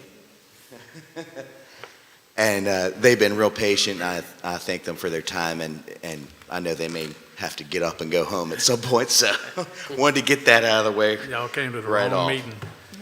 Picked the wrong month, buddy. Oh, that's right. Well, timing can't always work out. So here's Mr. Morris's letter. I'll make this real quick, but I did want to make sure that you heard directly from him as the landowner. So here's the letter. Dear Chairman Harker and Planning Commission members, I sincerely apologize for being unable to attend tonight's meeting due to a pretty bad case of COVID. I've been working towards preserving the Kent Farm with a conservation easement for about 6 months now, and I appreciate the county's unique but thoughtful requirement that conservation easements require your blessing. We feel we have the perfect candidate. I would also like to thank my new Pennsylvania friends for the overwhelming support we've received from local residents bordering or near the Kent Farm, many of which have written letters of support and may appear before you tonight. To the best of my knowledge, the support has been unanimous, and I regret not being able to be there to meet these nice people tonight and personally thank them. My family purchased the Kent Farm almost a year ago as an investment in a unique and beautiful and environmentally sensitive farm. Although it has developmental value, we quickly began to share James Kent's desire to preserve his family farm with an easement designed to protect the undeveloped beauty of the farm, particularly since much of the property adjacent to the farm has already been carved out with residential lots in the past. The ability to preserve the property with an easement will allow us to hold the property as a long-term investment. We own a 400-acre waterfront farm in Westmoreland County, Virginia, which we preserved by an easement about 30 years ago. And we and our neighbors have never regretted that decision. Like the Kent Farm, our farm had abundant wildlife, valuable farm and forest land, miles of streams, and neighbors that wanted it to remain undeveloped. I think a good rule is, if it's a good thing, do it, and this is a good thing. Thank you for your consideration. Best, Jackie Morris and the Morris family. So that came from the landowner, and just to fill you in on details that were in your packet that you, I assume, read, but just to make sure you don't miss it. This is the property that was formerly owned by James Kent and his family.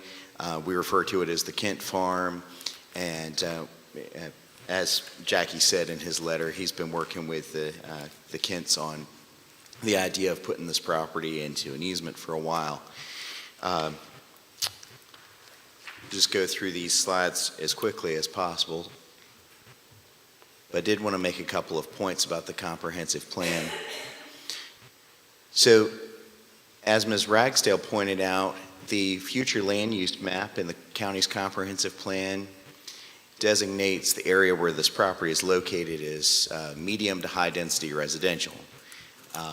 At first glance, that might not seem like the type of place you'd put a conservation easement, but if you read the description of what medium to high density residential should include, it refers to something called traditional neighborhood design and recommends a mixture of open space and residential uses. What we have, just due to the pattern of development that's occurred in this area, are numerous parcels along Country Club Drive, Blue Ridge Drive, that have previously been divided out into residential lots. And what remains, I'll show you on this map here, the areas that are highlighted in yellow are the areas that have been carved out over the years for residential uses mostly. There's a church in there as well. The area highlighted in blue is what we're proposing for the conservation easement. And that really makes up that's the remaining part of the old historic farm. There's very little road frontage left, as you can see, for the property in blue. And there are also significant stream and wetland areas on this property, environmentally sensitive areas. So in looking at the options for what to do with this property, the conservation values really kind of screamed out to be protected rather than trying to find a way to create safe access points on a limited amount of road frontage to create a high density, medium to high density residential development. That's part of what brought us to where we are today. I also want to point out the comprehensive plan has some general goals for protecting and enhancing natural environment, minimizing conflicts between new land uses and agricultural. This property has been farmed for many, many years. And to support the use of conservation easements to protect and preserve open space in agricultural areas and environmentally sensitive areas. This property has all of those things. Now, this is real important. There's a section of the comprehensive plan that speaks specifically to the Planning Commission's role in confirming conformance, the conformance of a conservation easement with the comprehensive plan. And it says that the potential easement should be proposed for an area shown as agriculture or conservation use in the future land use map, or, and I emphasize or here, that the protection of the specific parcels involved is consistent with the overall intent of the future land use map, and there's a public benefit to the easement. And the commission needs to verify the easement's not in an area that's planned for prime commercial or industrial growth. This property, although it is in that medium to high density residential area, again, it's in an area where the protection of this property through a conservation easement would provide the open space mixed in with residential that traditional neighborhood design describes in the recommendation for the medium to high density residential areas. Also, the property is not within a planned industrial or commercial area. And as you can see on the slides coming up here, there's a lot of significant conservation values with this property. We have numerous citizens in support of the easement. As of my last count, we had 28 different citizens and neighbors who written letters of support for conservation easement on this property. Now, this photo came out a little dark, so I don't know how well you can see that red. Oh, it's better on this one, this screen.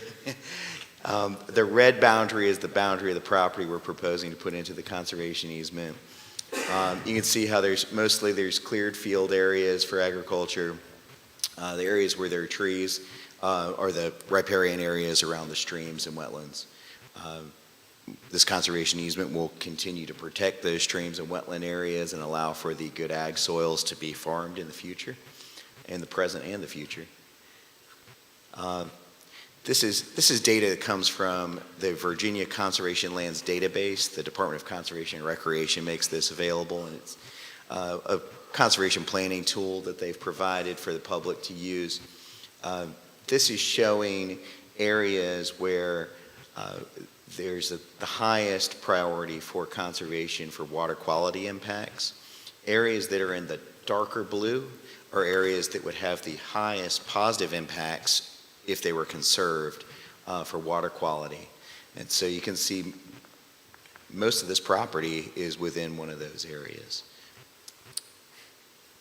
This map is showing the areas that are designated as either prime or soils of statewide importance. Prime soils or soils of statewide importance make up 95% of the property. And this is probably too much for people to read, but there's a bunch of statistics that support what I just said there if you want to look at them. Finally, we got the scenic quality. I think this photo speaks for itself. This is the property looking out towards the peaks of Otter. And one of the things we've heard from neighbors is that they'd love for it to just continue to look like this forevermore. This conservation easement will help us achieve that goal. I also want to point out that not far away, within a mile of this property, is another conservation easement that the Southern Virginia Land Conservancy holds.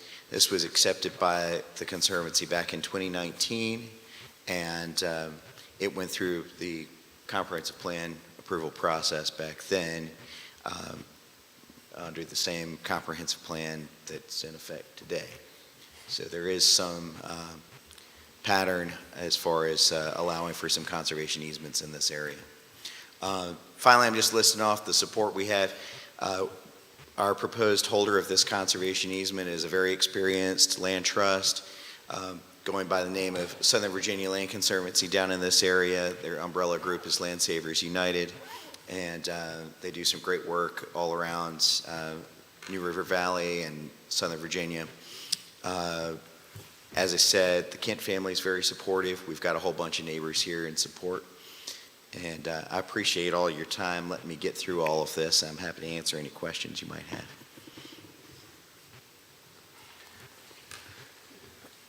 Any questions?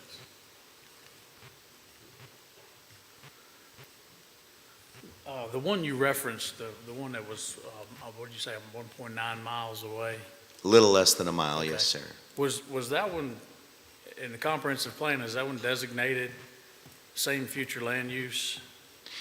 It appeared to be to me. It's a pretty large area of medium to high density residential. And when I looked at the map, it looked like it was in the same area. Do you want to go back to that? Can you pull that back up? I'm not sure if I can operate that from here. There we go. So I don't know if you can see it too well. Do you see to the southeast of the area shown as Town of Hurt, where there's that red hatched area? Yeah. Oh, thanks. Yeah. Ladies and gentlemen, this is Dave Perry, Executive Director for Land Savers United. And I know where the Virginia other Land property Conservancy. is. I'm just wanting to know if it falls in the comprehensive plan, if it falls in this same area. In other words, is there a precedent to allow a conservation easement There in you a go. medium to high density area? That's my conclusion based off of what I have seen, comparing the future land use map with, what we're showing here. This data is coming from the Department of Conservation and Recreation's statewide database of where all the conservation easements are. So that's where we've got that information about the location of the easement.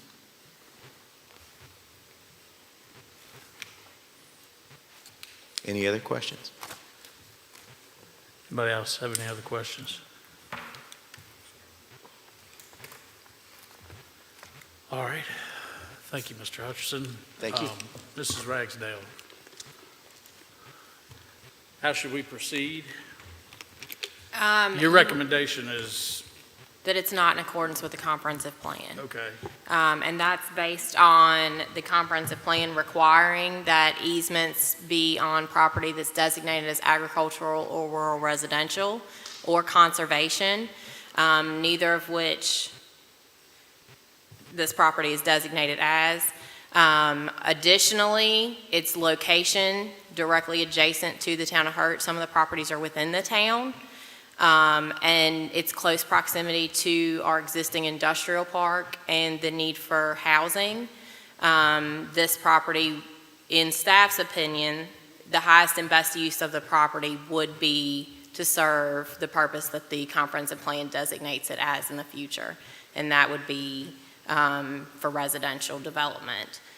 Additionally, just to touch on the mixed, the traditional neighborhood design, which was referenced, that land is designated to be owned and accessible to the residents of that district. So that would be, that type of development is more like a PUD, so the Axton project that was just approved, that would be that type of development where the actual residents of that area owned and could access that open space, just to provide some clarity on that statement.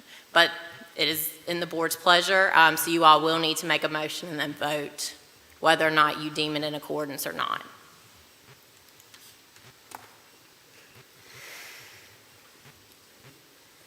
Well, being the chairman, I'm not sure that I can make the motion, but I just wanted to say a couple of things about it. And I've read these letters of support. A lot of these people I know. I'm familiar with the property. And after speaking with you, Mrs. Ragsdale, I understand your concerns. I guess for me,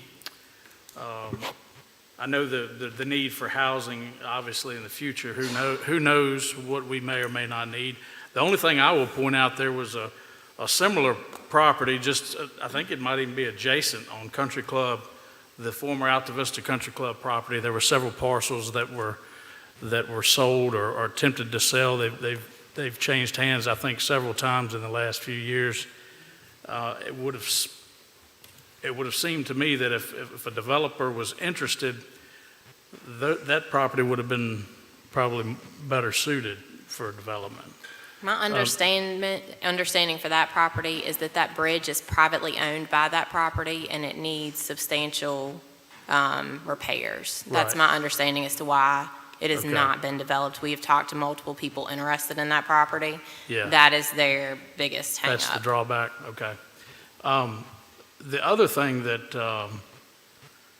comes to my attention on this one is obviously the watershed. I mean, it might seem like not a big deal to a lot of people, but that is a pretty important drainage right there to Sycamore Creek. Anybody familiar with our part of the county,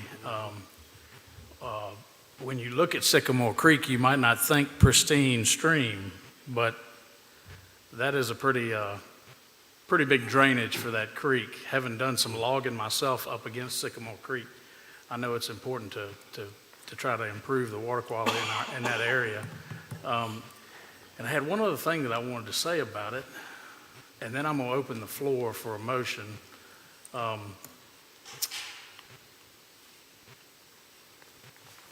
And I forgot what it was.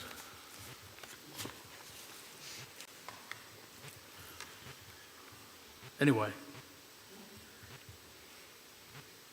that's my 2 cents. The floor is open for a motion on this.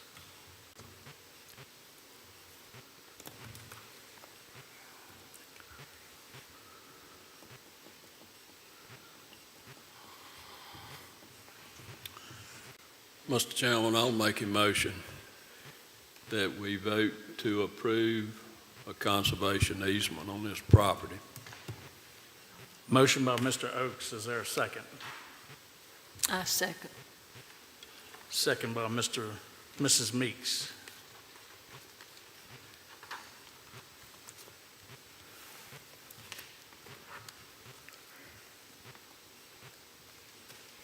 All those in favor, please cast your vote.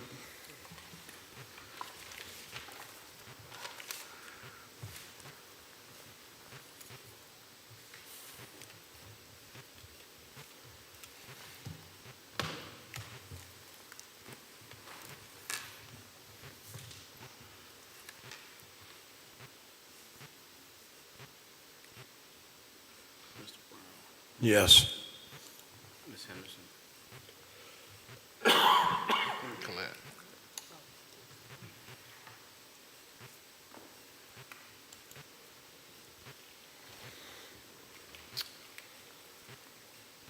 Motion carries 6 yes, 0 no, 1 abstention.